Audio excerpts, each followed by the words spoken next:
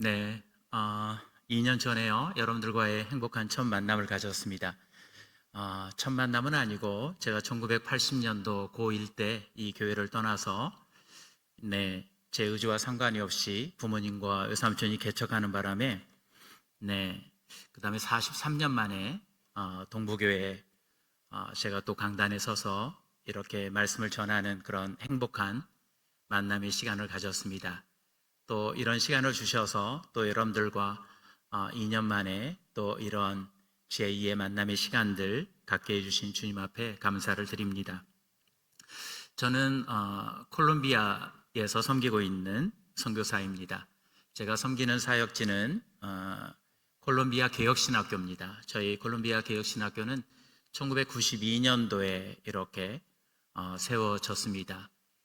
저는 중국에서 13년 사역한 다음에 2018년서부터 이 콜롬비아 개혁신학교를 저희 선배 선교사님이 개척하신 이 개혁신학교를 맡아 지금 사역을 감당하고 있습니다. 하나님께서 은혜를 주셔서 콜롬비아 개혁신학교는 지금 현재 8개의 북미, 중미, 남미의 학생들 120명이 지금 저희 신학교에 들어와서 공부를 하고 있습니다. 저희 신학교에는 현지 동역자 교수님들이 8분 계십니다. 이 8분의 교수님 중에서 4분 정도는요, 저희 신학교에서 25년 이상 함께 동역을 해왔던 분들이고, 그리고 나머지 4분은 저희 신학교에서 졸업을 하고, 그리고 석사 과정을 마치고 또 박사 과정을 한 다음에 저희 신학교에서 지금 교수위원으로 섬기고 있는 이런 구성원으로 되어 있습니다.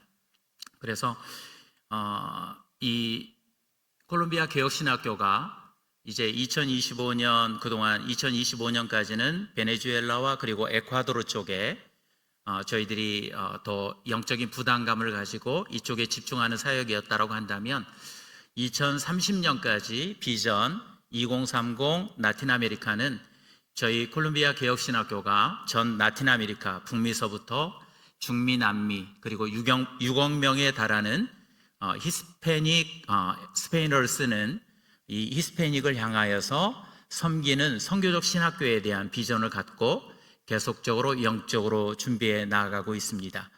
여러분들이 이렇게 기억해 주시고 콜롬비아 개혁신학교 그리고 이 콜롬비아 개혁신학교가 라틴 아메리카를 섬기는 선교적 신학교로서의 그 사명을 감당할 수 있도록 기도해 주시기를 바랍니다.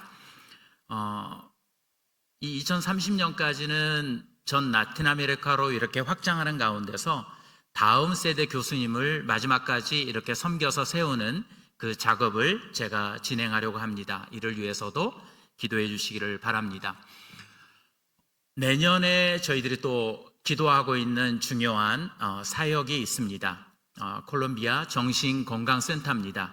콜롬비아는 여러분들이 아는 것처럼 마약 카르텔에 의해서요 60년 동안 내전을 거친 나라입니다. 이 60년 내전을 거치면서 거의 이런 납치라든지 살해 이런 간접적으로 피해를 받았던 사람들이 대부분인 이 콜롬비아 나라입니다. 그래서 이 내면으로 들어가 보면 상당히 겉으로는 가족 관계적이고 굉장히 화목하고 그리고 이렇게 모든 면에 있어서 행복하게 살아가는 것 같은데요.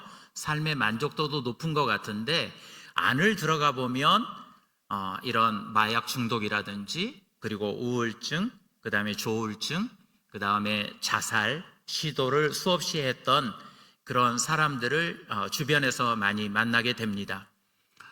그냥 저희들은 그런 확률성 속에서 생각을 했다가 저희 동역자 가정, 졸업생 목회자라든지 그리고 간사라든지 그리고 이런 교수의 그 자녀들을 보니까 이렇게 그 정신병을 앓고 있는 그리고 자살을 시도했던 그런 동역자 그룹의 그런 아픔이 있는 그런 것들을 보면서 콜롬비아 상황이 이런 정신 건강에 있어서 굉장히 인프라가 연약하다라고 하는 그냥 사각지대에 그냥 내던져지고 있다라고 하는 그런 것들을 직접적으로 이렇게 경험하면서 내년에 정신건강센터를 이제 개설을 하려고 합니다. 여러분들이 이 사역을 위해서 기도해 주시기 바랍니다. 대부분 상담학이 이런 세속적에 의해서 접근 방법에 의해서 치료 방법이 되어지는데, 저희들은 통전적으로 그리고 영적으로 그리고 이 크리스찬 관점에 의해서 치유하는 그런 치유 건강센터를 이렇게 세우려고 합니다. 위에서 여러분들이 기도를 해주시기 바랍니다. 이번 학기 저희들은 2월 3일 날 개강을 해서요, 5월 30일까지 넉 달의 여정을 지금 진행해 오고 있습니다. 8분의 교수님들이 이번 학기에 참여하게 되었고, 그리고 11과목이 이렇게 개설이 되어져서 120명의 학생이 이번 학기를 이렇게 지내오고 있습니다. 위에서 여러분들이 기도해 주시기 바랍니다. 말씀을 전하도록 하겠습니다. 느헤미야에 대해서 많은 사람들이 두 가지 관점으로 이렇게 보는 견해가 있습니다. 하나는 보통 느헤미야 주석서를 이렇게 쭉 이렇게 보면 대부분 리더십 관점에 의해서 느헤미야 주석서를 이렇게 쓰고 있는, 즉 한 사람의 느헤미야의 어떤 영적인 이런 탁월성, 그리고 하나님 앞에 그가 어떻게 영적인 어려움을 극복하면서 하나님의 관점에서 하나님 나라를 세워가고 있는지에 대한 느헤미야 한 사람의 리더십 관점으로 느헤미야를 써나가는 책들이 상당히 많이 있습니다. 또 다른 관점은 예배 공동체, 영적 공동체 그런 관점 속에서 느헤미야를 써나가는 소수의 그런 주석서를 우리가 볼 수가 있습니다. 저는 이 두 번째 관점에 의해서 오늘 느헤미야 11장을 말씀드리고 싶습니다. 여러분, 느헤미야를 우리가 읽다 보면 정말 아름다운 그런 영적인 스토리입니다. 느헤미야가 온갖 어려움이라든지 그리고 역경을 극복하고 52일 만에 성벽 공사를 완성하는 이런 위대한 리더십을 볼 수가 있습니다. 그리고 여러 가지 그런 어려움들을 극복해 나아가는 영적인 방법으로 승리해 나아가는 느헤미야의 영적인 모습들이 계속적으로 드러나고 있습니다. 그리고 8절에서는 가장 느헤미야의 사역이 꼽히는 것 같은 그런 모습이 등장을 합니다. 8장에 보면 초막절이 이루어지는데요, 이 초막절에 영적 부흥회가 일어나기 시작합니다. 이스라엘 공동체가 하나님의 말씀을 들을 때에 영적으로 통회하고 탄식하면서 단순하게 회개에 그치는 것이 아니라 앞으로의 나의 삶이 하나님의 말씀과 언약 앞에 정말 신실하게 충성스럽게 그 언약을 지키면서 살아가겠다라고 하는 것이 이제 10장에 딱 등장을 합니다. 10장에 하나님, 나의 마지막 삶까지 주님께서 내 생명 주시는 데까지 나의 전심으로 오직 당신 앞에 그리고 하나님의 말씀 앞에 내가 순종하면서 이행하는 삶을 살아가겠습니다 하고 자기 이름을 쓰고 사인을 하는 그런 언약 이행식을 10장에서 볼 수가 있습니다. 여러분, 이렇게 느헤미야 1장서부터 느헤미야의 비전을 갖고 2장에서 하나님의 역사를 시작하고 3장서부터 사역을 시작할 때의 어려움과 그리고 4장, 5장에서 연속적인 어려움들을 경험하다가 드디어 아름다운 성벽 완성 공사가 이루어지고, 그리고 초막절의 영적 대부흥회를 통해서 하나님의 나라, 이스라엘 공동체가 하나님 나라로 굳건하게 세워지는 이 장면을 보면 너무나도 감격스럽습니다.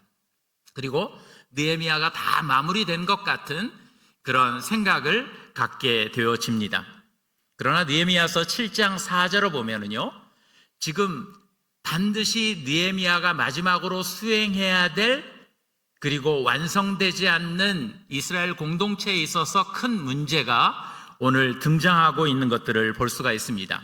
7장 4절에 보니까요, 예루살렘 성은 광대하다, 너무나도 거대해서 너무나도 규모가 컸는데 이스라엘 성 안에 사는 그 사람들은 너무나도 적었다라고 이렇게 이야기하고 있습니다. 원인은 그 예루살렘 성 안에 이들이 살 수 있는 집을 건축하지 못했기 때문에 그렇습니다. 성벽은 완성됐지만 그 내면에서 살아가는 사람들의 환경은 너무나도 열악했기 때문에 그렇습니다. 그래서 예루살렘 성 안에 살아가는 사람들은 아주 극소수의 사람만이 그 성 안에서 살고 있었기 때문에 그렇습니다.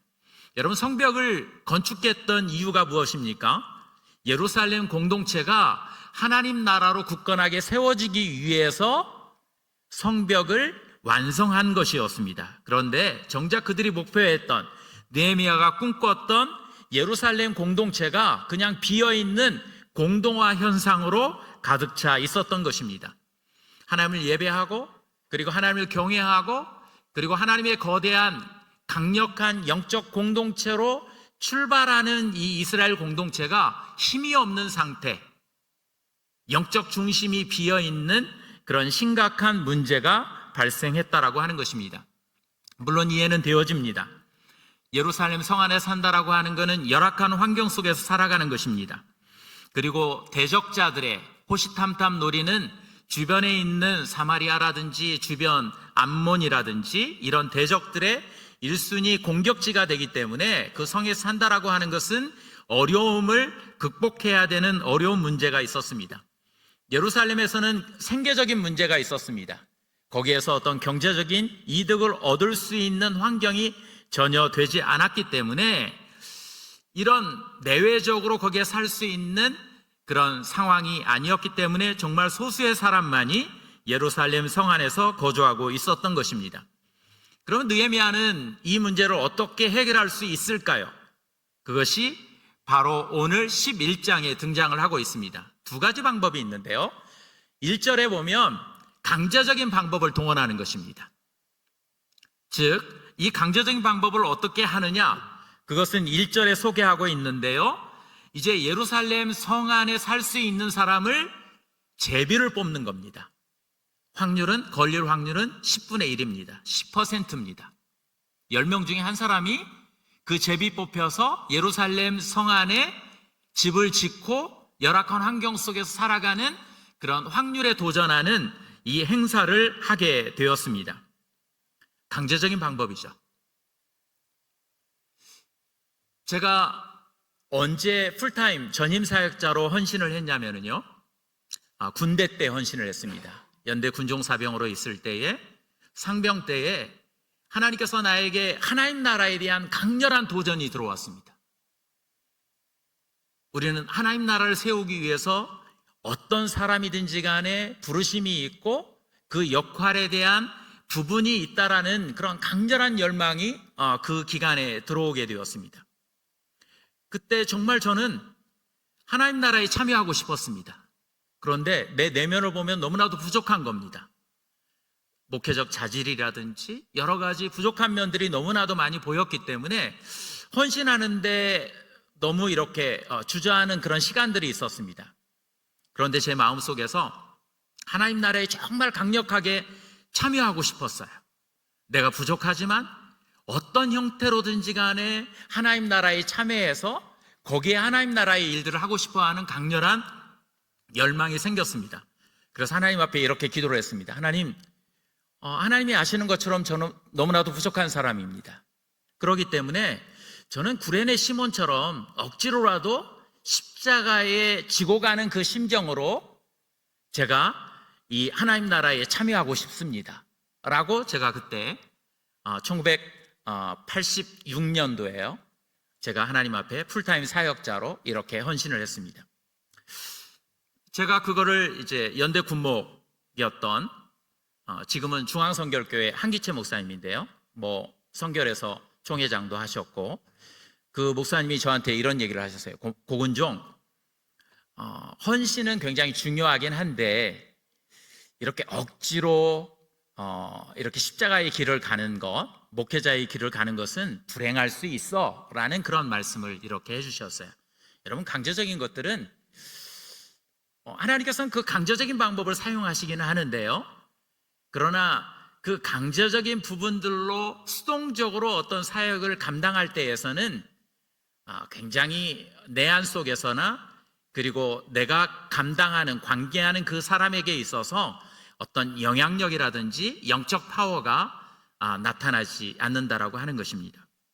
물론 하나님께서 내 안에 부족한 부분들을 후천적으로 하나님께서 훈련시켜 주시고, 그리고 자원하는 마음도 주시고, 그리고 거기에 또 적합한 훈련과 연단의 과정을 통해서 하나님께서 빚어가시는 그런 긴 시간들이 있었습니다. 여러분, 우리는 강제적인 방법이 아닌 두 번째 방법에 우리가 집중하기를 원합니다. 그것이 2절에 나타나 있습니다. 스스로 자원하는 거죠. 2절에 보면 예루살렘에 거주하기를 자원하는 모든 자들을 위하여 백성들이 복을 빌었다라고 이렇게 말씀하고 있습니다. 모르겠습니다. 이 대상자를 두 가지로 이렇게 해석하기도 합니다. 첫 번째는 그 강제적인 방법 말고 자원한 사람이라는 그런 견해도 있고요. 또 다른 주석서에서는 강제적으로 10분의 1에 해당했지만 오히려 거기에 뽑힌 것을 기뻐하고 즐거움과 기쁨과 그리고 자원함으로 한 사람이라고 하는 그런 견해들도 있습니다. 첫 번째든 두 번째든 중요한 것은 어떤 상황이든지 간에 하나님께서 그 부르심 앞에 기쁨과 즐거움과 자원함으로 그 사역을 이렇게 감당하였다라고 이렇게 말씀하고 있다라고 하는 것입니다. 여기서 자원하다라는 것은 제기동사인데요, 마땅히 이행해야 할 의무를 기꺼이 그리고 즐겁게 감당하는 것이다라고 이렇게 말씀하고 있습니다.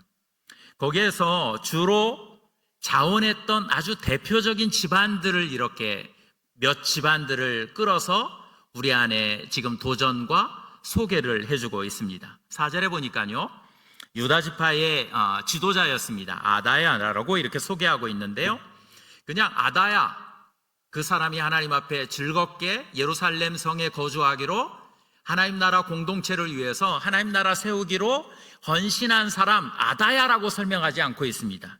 그냥 전 집안을 지금 다 소집시키고 있습니다. 보면 아버지 우시야로부터요, 스가랴, 아마랴, 스바디아, 마할랄렐 6대까지 이렇게 소개를 하고 있는 거예요. 여러분, 여기서 우리가 주목해 보아야 합니다. 이미 돌아가신 분들이잖아요. 그죠? 돌아가신 분 아다야인데요, 그 밑에 증조부들 아마 돌아가셨을 거예요. 그런데 6대까지 이렇게 집안을 쭉 끌어들이면서 해왔다라는 것을 우리가 집중해 볼 필요가 있습니다. 즉 아다야의 집안은요, 아다야의 그 헌신 이면에는 계속 6대서부터 신앙적인 헌신과 신앙적인 섬김과 신앙적인 자원함이 계속적으로 이어졌다라는 것을 설명하기 위해서 그 집안을 계속적으로 소집시켰던 것 같습니다. 5절에 보면은요, 또 강력한 자원했던 리더가 있었습니다. 마아세야입니다. 그런데 아버지 바룩으로부터, 그리고 할아버지 고로세, 하사야, 아다야, 요야립, 스가랴, 실로, 마아세야까지 8대를 소집시키고 있습니다. 그리고 6절에는 베레스 자손이라고 이렇게 소개를 하고 있습니다. 그런데 이 베레스 자손은 특별히 그 자원하는 사람들이 몇 명이었냐면 468명이었다. 그들은 모두가 용사였다라고 이렇게 말씀하고 있습니다. 명목상 그리스도인이 아니라요, 하나님 일이라고 한다면 무조건 오케이, 주님께서 예스라고 하면 자기도 예스하고 100% 순종했던 하나님의 용사였다라고 이렇게 소개를 하고 있습니다. 그 다음에 베냐민 지파의 리더를 소개하고 있습니다. 7절에 보니까 살루입니다. 살루가 하나님 앞에 즐겁게 자원해서 나온 사람인데요, 여기도 8대를 그 집안 전체를 소집하고 있습니다. 아버지 무슬람서부터 요엣, 부다야, 골라야, 마아세야, 이디엘, 여사야. 그리고 8절과 9절에 보면 예루살렘 그 방비를 책임졌던 리더들이 등장을 하고, 10절과 11절에는 제사장과 그리고 레이지파들이 등장을 하고 있습니다. 비어있는, 영적으로 지금 연약해져가는 그 공동체를 향해서 하나님, 이 공동체를 세우는 데 있어서 저희 집안이 이렇게 헌신하겠습니다, 즐겁게 자원하는 사람들이 왔다라고 하는 것입니다. 이 사람들이 예루살렘에 거주하면서 영적 전선을 경고케 하는데 온전히 헌신했다라고 이렇게 오늘 말씀해 주고 있습니다. 예루살렘이라고 하는 그 지역의 그 중요성은 딱 한 가지입니다. 영적 공동체. 영적 공동체는 예배하는데 자신의 삶을 올인하는 그런 공동체죠. 예배 공동체입니다. 이 사역에 이들이 헌신했다라고 하는 것입니다. 히브리서 11장에 보면 믿음의 선진들이 계속적으로 등장을 하고 있습니다. 수없이 많은. 그러면서 내가 이 사람을 다 소개하려면 지면도 부족하고 시간도 부족하다라고 이야기할 정도로 아주 헌신된 믿음의 사람들을 이렇게 소개하고 있습니다. 로마서 1장 17절 한번 따라서 해볼까요? 복음에는 하나님의 의가 나타나서 믿음으로 믿음에 이르게 하나니. 네, 여기에 영어 성경에 보면 여기에 믿음을 두 번 이렇게 반복했잖아요. 그냥 복음에는 하나님의 의가 나타나서 믿음에 이르게 한다 하면 되는데 믿음에서 믿음으로 이르게 한다. 근데 그 앞에 있는 믿음은요, 영어 성경에 보니까 first faith라고 되어 있습니다. 첫 믿음. 그 다음에 두 번째 등장하는 그 믿음은 last faith, 나중 믿음이죠. 마지막 믿음. 즉 우리로 하여금 그 믿음은요, 우리의 부르심서부터, 첫 부르심서부터 우리의 인생의 마지막 부르심까지 한결같이 지속적으로 끊임없이 연속적으로 하나님 나라에 헌신하고 하나님 말씀 앞에 믿고 순종하는 하나님의 사람들이라고 이렇게 소개를 하고 있습니다. 저는 이 시간을 통해서 두 분의 이 믿음의 선배를 이렇게 소개하고 싶습니다. 첫 번째는 제가 호주에서 이민교회를 섬길 수 있는 그런 시간들이 있었습니다. 그런데 이 이민교회는 커도 너무 큽니다. 교회가 너무 사이즈가 커요. 호주교회를 이렇게 인수해서 이렇게 한인교회로 사용하는 교회였는데요, 너무 큽니다. 뭐 교회 체육관도 있고 강당도 있고 교육관도 있고 본당도 있고 그 다음에 또 목회관도 있고 또 저쪽에 성가대실도 별도 건물이 또 별도로 있습니다.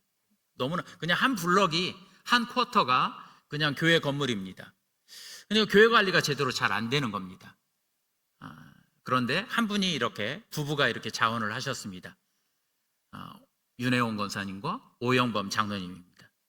이분들이 굉장히 90년대 투자임으로 오셨기 때문에 재정적으로 충분하신 분이었어요. 그런데 교회가 제대로 관리되지 못하는 부분들을 보면서 이분들이 들어오셔서 그냥 한 1m 그리고 3m 되는 그런 관리실에서 이분들이 생활을 하시면서 이분들의 삶을 보면 정말 하나님의 사람들입니다. 뭐 여러 가지 그들의 섬김에 대한 부분들을 제가 말로 설명하기 없을 정도로 너무나도 온전히 이렇게 섬기셨는데요. 제가 고무적인 것은 이제 6월이 되면, 지금 5월, 6월이 되면 거기는 이제 호주는 겨울이거든요. 겨울이면 낙엽이 많이 떨어집니다. 그 교회 주변에 나무가 많아가지고. 근데 이분들이 새벽 한 3시쯤 한번 깨십니다. 그래서 1차로 낙엽을 쓰십니다. 그리고 4시쯤에 일어나서 또 낙엽을 한번 써십니다. 제가 권사님한테 그렇게 장로님하고 권사님한테 그런 얘기를 했습니다. 권사님 그냥 토요일 날 한 번만 하시지 왜 매일 새벽마다 그것도 그냥 영 할 수 없으면 한 번만 이렇게 청소하시면 되지 새벽 뭐 2시 반이나 그리고 4시에 일어나서 왜 2차례에 걸쳐서 청소를 하십니까? 라고 이렇게 얘기를 했더니 이분들이 그 새벽기도 이제 성도들이 딱 나와서 이렇게 불이 본당으로 가는 불이 딱 켜져 있고 계단을 올라갈 때 마당이 깨끗하게 정리된 부분 통해서 하나님 앞에 정결한 모습으로 성전에 들어가는 것을 기대하면서 그것을 기도하면서 자기들은 그 성전 마당을 이렇게 쓸고 있다라고 이렇게 말씀하고 있습니다. 그 윤혜원 권사님이 항상 저한테 그런 얘기를 합니다. 나는 항상 바보야. 오빠들은 너무나도 탁월했어. 오빠들은 너무 탁월했는데 자기는 초등학교밖에 나오지 못한 바보야. 아주 머리가 나쁜 애야. 그렇게 항상 말씀하셨어요. 그 큰 오빠는 윤동주 시인이고요. 그리고 그 둘째 오빠는 연세대 교수로 이렇게 하셨던 분들이세요. 뭐 한국에서 가장 뭐 영향력이 있는 그런 문학가 중에서 윤동주 시인이잖아요, 그죠? 근데 저는 나는 윤혜원 권사님을 보면 하나님의 사람 같아요. 무명한 자나 가장 유명한 자 같아요. 하나님 앞에서 정말 아름다운 순전한 모습으로 섬기셨던 그분들은요, 70세 때 선교사로 나가십니다. 다시 자기들이 태어났던, 그리고 자기들이 섬겼던 명동교회에 가서요, 한국교회 이 연변에 있는 명동교회, 거기는 한국의 유명한 이 민족주의자나 그 다음에 목회자들을 배출한 곳입니다. 그 명동교회 거기에 가서 7년을 이렇게 섬기셨어요, 선교사로. 그러면서 그분이 마지막으로, 이제 저희들도 중국에 있었으니까 마지막으로 나오시면서 저한테 울면서 그런 얘기를 하십니다. 선교사님, 이제는 저희들이 체력이 안 돼서 중국에 머물 수가 없어요. 저희가 머무르게 되면 오히려 선교지에 폐가 돼요. 그래서 어쩔 수 없이 저희들이 다시 호주로 나가게 됐어요. 목사님, 중국을 위해서 기도해 주시고 명동교회를 위해서 기도해 주시고 저희들의 마지막 삶의 여정을 위해서 기도해 주세요 라고 이렇게 얘기를 했습니다. 저는 정말 이 윤혜원 권사님, 오영범 권사님, 오영범 장로님, 가장 무명한 자였지만 하나님 나라에 있어서 가장 유명한 자라는 그런 고백을 갖습니다. 또 하나는, 한 분은 저희 어머님입니다. 저희 어머님 지난 4월 8일 주님의 부르심을 받았습니다. 아버지께서 이렇게 교회를 이렇게 사랑하시는 방법은 열심히 전도하시는 거였고, 또 장로로서 열심히 섬기시는 거였습니다. 그 다음에 또 다른 섬김은 새벽 2시나 이렇게 되면 깨는 대로 교회에 가셔서 열쇠를 가지고서 제일 먼저 문을 열고 새벽 기도까지 기도의 시간들을 이렇게 갖는 거였습니다. 근데 저희 아버지가 디스크가 오시면서 이 작업을 이제 하지 못하게 됐어요. 그리고 제가 2002년도에 중국 선교사를 나가게 됐습니다. 그 다음 작업을 하신 게 저희 어머님입니다. 어머님이 아버지가 하셨던 것처럼 똑같이 그렇게 하셨습니다. 2시나 3시에 깨면 그냥 바로 교회로 가셔서 6시 반까지 이렇게 기도하신 다음에 오셔서 아침 식사를 준비하시는 작업을 수십 년 동안 이렇게 하셨습니다. 저는 그 어머니의 기도가 지금 선교지에 하나님께서 주신 많은 그런 이 열매들이 나타나고 있는데요, 어머님의 그런 기도의 열매라고 이렇게 생각을 합니다. 그냥 교회 일에 대해서는 묵묵하게 뒤에서 섬기시고, 그리고 어떤 상황에서도 나쁜 말들은 한 번도 얘기하지 않으시고, 그렇게 쭉 교회를 이렇게 섬기셨습니다. 그래서 장례식에서 그런 어머니를 이렇게 회상하면서 저에게 어머님에 대한 이야기를 하면서 어머님에 대한 믿음이 얼마만큼 아름다웠는지를 이렇게 증명이 되어지는 그런 시간들을 이렇게 가졌습니다. 저는 참 부족한 선교사입니다. 부족했기 때문에 하나님께서 다뤄가는 그런 많은 시간들이 있었습니다. 그런데 제가 이렇게 긴 목회를 하면서 딱 영적인 원리를 한 가지 하나님께서 이제 정착시킨 부분이 있습니다. 그거는 이제 구속력과 원심력에 대한, 에너지에 대한 영적 법칙을 하나님께서 저 안에 이제 정착을 시키셨습니다. 여러분, 구심력은 우리가 잘 아는 것처럼 안으로 들어가려고 하는 운동 에너지입니다. 원심력은요, 밖으로 나가려고 하는 이 에너지 운동이죠. 근데 초창기에요, 제가 선교단체 출신이니까 전 세계를 주께로, 그 다음에 중국 선교한 다음에는 중국을 주께로. 근데요, 해보니까 하나님께서는 뭐 그런 기도보다도 사실은 나 먼저 하나님과의 그런 교제와 관계성과 견고함을 하나님께서 원하신다라는 것을 알게 되었습니다. 영적인 것은 아주 단순합니다. 영적인 것도 구심력과 원심력이 있습니다. 근데 우리가 우리의 힘과 우리의 의지를 가지고서 원심력인 밖으로 나타내는 것, 밖에 이 모양에 관심을 갖게 되면 구심력이 약해지는 이런 영적인 관계성이 있습니다. 여러분, 우리는 오직 구심력에만 집중하면 됩니다. 주님 안에 들어가고 주님 안에서 안식하고 주님과 풍성한 교제를 나누면 그 다음에 우리를 통해서 아름다운 그런 열매와 그리고 사역에 대한 여러 가지의 열매들을 거두게 하시는 원심력의 은혜는 하나님께서 우리에게 주시는 선물로 이렇게 주어지는 것입니다. 이것을 알게 되었습니다. 정말 그렇습니다. 그냥 이제는 어떤 사이즈, 크기, 외형적인 것 이런 거에 관심 갖는 것이 아니라 주님 안으로 들어가고 주님을 예배하는데 주님과의 관계적인 부분, 그리고 주님을 신뢰하고 주님 앞에 물어가는 이런 과정을 통해서 그 다음에는 원심력은요, 하나님께서 선물로 돌아오는 것이더라고요. 사역에 대한 것들도 하나님께서 사역하시고요, 사람들을 오게 하시고, 그리고 사역을 확장시키는 것은 그 다음에 하나님께서 하시는 미시오 데이, 하나님의 선교라는 것을 이제 알게 되었습니다. 여러분, 그렇습니다. 우리의 삶 속에서 이 구심력과 원심력, 여기에 대한 영적인 법칙을 이 시간 우리가 깨닫고 구심력에 집중할 수 있는 영적 결단의 시간이 되기를 간절히 소망해 봅니다. 여러분, 지금 우리는 다음 세대에 대한 그런 고민들이 있습니다. 다음 세대를 어떻게 살릴까? 지금 모든 교회가 여기에 지금 화두입니다. 근데 다음 세대가 무너진 게요, 너무 오래 걸렸습니다. 어떤 서울 같은 경우는 한 40년, 지방 같은 경우는 한 25년에서 30년, 이미 세대가 무너진 지가 그렇게 오래되었습니다.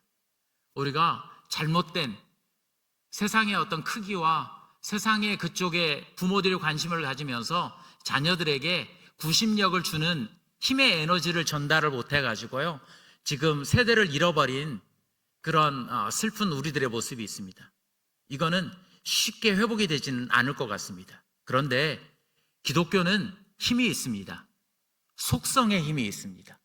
그거는 1세대가요, 지금부터 하나님 앞에 구심력을 회복하고 기도하고 잃어버린 세대를 향해서 다시 무릎을 꿇고 그리고 영적인 섬김과 사랑으로 그들에게 나아갈 때에 속성 과정으로 회복할 수 있는 은혜가 임할 수 있다라고 하는 것입니다. 여러분, 빌립보서 2장 6절에서 11절을 보면 8절에 봅시다. 자기를 낮추시고 죽기까지 복종하셨으니 곧 십자가에 죽으심이라. 9절에요. 하나님이 곧 그를 지극히 높여 모든 이름 위에 뛰어난 이름을 주셨다. 그리고 10절에는 모든 무릎을 예수의 이름에 꿇게 하셨다 라고 이렇게 말씀하고 있습니다. 주님이 우리에게 앞서서 가신 예수님께서 보여주신 성공적인 그런 구심력에 대한 그런 공식을 우리들한테 지금 확신을 주면서 말씀하고 계십니다. 십자가의 죽으심이라. 여러분, 지금부터 1세대는 무릎을 꿇는 겁니다. 자기를 포기하는 겁니다. 자기 생각을 내려놓는 겁니다. 자기 성공 방식을 자녀들한테 이입하지 않는 겁니다. 주님 안에 들어가는 겁니다. 눈물로써 주님의 그 품 안에 들어가서 다시 지금 영적인 전쟁을 수행하는 그런 시급성이 우리들에게 있습니다. 그러면 그 다음에는 하나님께서 회복하신다라는 거예요. 뛰어난 이름도 주시고 그리고 모든 무릎을 예수의 이름에 꿇게 하시는 하나님의 나라가 온전히 세워지는 놀라운 역사가 나타날 수 있다라고 하는 것입니다. 여러분, 불순종한 세대는요 3, 4대에 미칩니다. 그런데 순종한 세대는 어떻게 됩니까? 1000대에 미칩니다. 여러분, 이거 우리가 승부 걸을 만한 충분한 목적이 있지 않습니까? 우리가 순종하면은요 오늘 자원에서 기쁨으로 하나님 나라에 헌신하는 그런 열매들을 통해서요 이스라엘 공동체가 다시 긴급하게 세워지는 그런 부분들을 볼 수가 있습니다. 한번 따라서 해봅시다. 열왕기하 19장 30절입니다. 아래로는 뿌리를 내리며 위로는 열매를 맺을 것이다. 예. 1세대의 책임은요, 지금 아래로 뿌리를 내리는 역할을 하는 겁니다. 구심력을 가지고서 주님으로 깊이 들어가는 겁니다. 자기 십자가를 지면서 자기를 부인하고, 그리고 주님 앞에 철저한 헌신과 순종의 모습을 반응하면서 그렇게 우리의 삶을 집중할 때에 잃어버린 우리 다음 세대들, 그들이 다시 주님 앞에 돌아오고 그들이 회복되어지고, 그리고 그들과 함께 하나님 나라를 꿈꾸고 같이 손을 잡고 하나님 나라를 건설하는 이 놀라운 작업이 이루어지게 될 것입니다. 오늘 이 자리를 통해서 다시 한번 이렇게 촉구를 합니다.